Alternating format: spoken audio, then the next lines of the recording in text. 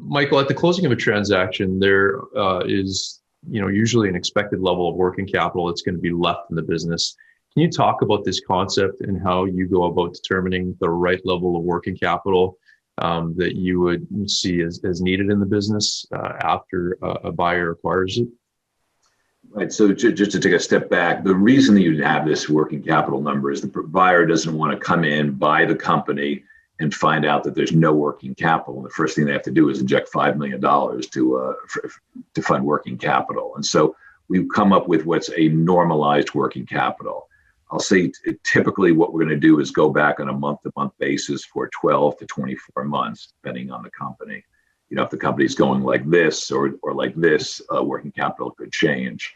And you may have to look at forward 6 to 12 months. But at the end of the day, that's generally how we do it. The key is going to be then definition of working capital and what are you including in that. And very often buyers are looking at a different definition than simply receivables, inventory minus payables, and accrued expenses. But that in general is the reason why you do that. One of the things that it probably takes up far more time than it deserves, because at the end of the day, the buyer really wants to make sure the seller is not encouraged to have bad behavior. So a perfect example in a cash-free, debt-free transaction would be the seller realizes all that cash is theirs and starts accelerating their receivables right before the closing. And now they get more cash. They walk away with a higher value, and the buyer now ends up with less receivables than he should. So having that number kind of equalizes that. If you're going to play that game, every dollar of excess cash, you're now falling a dollar below the targeted working capital. So it's something that is really should be looked at as not a win or loser, but what should be the normal amount that any buyer would want. And we try to kind of, I'll just say, not low key it, but set it. We often set a range, for example, so people aren't get crazy about the last $50,000 or $100,000, which minimizes a lot of disputes. So X number of dollars of working capital plus or minus $100,000 is. That's a great way to handle it. So, Simon, is that a similar practice in the UK? And I often find that it's kind of a misunderstood part of the transaction, and a lot of times it's not really well defined. But maybe tell us how you deal with that in your transactions. Yes, it's certainly the same methodology and concept in the UK and Europe, where you have the normalized working capital. We tend to set a fixed peg, which to analyze the completion or lockbox balance sheet against to decide what the adjustment is. So I've introduced lockbox into that because it's a way of making the completion balance sheet happen before completion. So 2 months prior to completion, you might agree on a balance sheet, and you do all your workings around normalized working capital against that lockbox, and then everyone knows what it is and what the adjustments are prior to formal completion. There might be other things associated with that, such as an equity return or what's called a daily profit ticker, depending on how many days from lockbox to completion.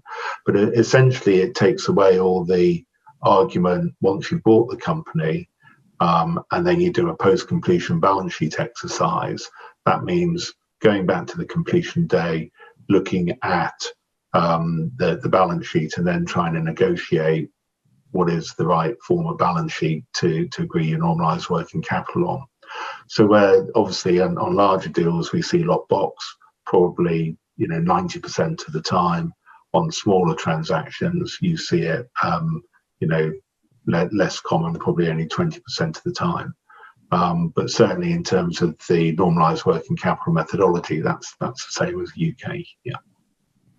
I really figuring out that completion balance sheet, or that I call it the delivered balance sheet. What the company is going to look like and what the balance sheet is going to look like at the date of closing. I think is important and it helps transactions out. Bill, do you want to add to this concept of working capital? And yes. I know great points by Simon and Michael, and I agree. We do the same thing. We'll look at the average, run it back 12, 24, sometimes 36 months. One of the interesting cases we had a few years ago was a distribution company was growing, good growth, top line revenue growth, profit growth, but they were running the business very, very well and had converted to basically a just in time. And as a result, even though they had increasing sales and profits, the amount of inventory they carried was decreasing. So it was kind of an anomalous type thing where the working capital was decreasing even though the revenue was going up. The buyer wanted an 18-month average, and we argued, we explained it, and it was very cordial, the discussion, but we explained that really a 9-month average would be much more fair, because if we go back longer when they had more inventory, we would peg that target working capital number higher than what would be reasonable. So these are where these things are discussed. Unfortunately, it was a cordial negotiation, so the buyer did agree to that, and that saved our client a couple $100,000 in an adjustment towards the end of the deal. Mm-hmm. Yeah, no, it's definitely a big piece in transactions. Simon, you wanted to add something? Yeah, and I think it's recognizing the trading cycle of the business. So quite often you will look ahead to make sure, because it comes back to Michael's point about the buyer not wanting to inject further working capital.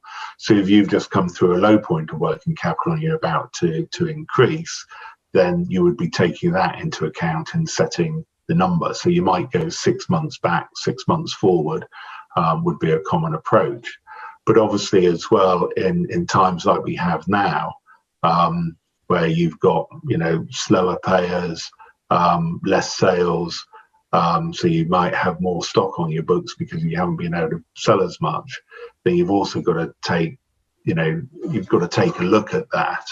And that's why it's called normalized, because there may be certain debtors in there that you remove, or certain creditors attached to fixed asset acquisitions that you have to take out to get what is a normal level of working capital.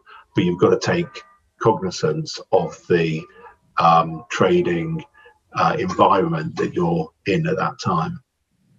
Yeah, great point. I mean, working capital, you look at it historically to determine, what might be normal, but really it is, the working capital should be for future, operational needs. So that's a great point. Michael, you want to maybe make a final point on this? Yeah, there's one kind of landmine that I would just warn sellers about.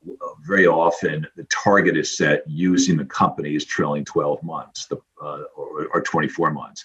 The problem is those companies do it the way they do it. It's an internal balance sheet. The test is on typically GAAP, and GAAP often includes things that the internal last 12 or 24 months doesn't. So you just want to make sure you're comparing apples and apples. Most companies, for example, don't accrue vacation pay.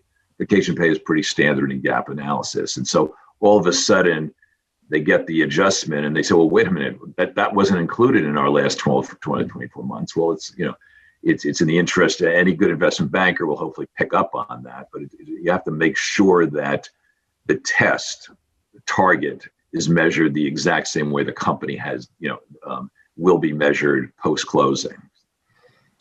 Yeah, you get that right in listing the points out in the schedule to show how it's completed. But we would also use a worked example of a previous, month that's been agreed in the management accounts. You would tend to use that as an example to make sure you get that consistency, and there's no, there's no discussion about what is right to be included.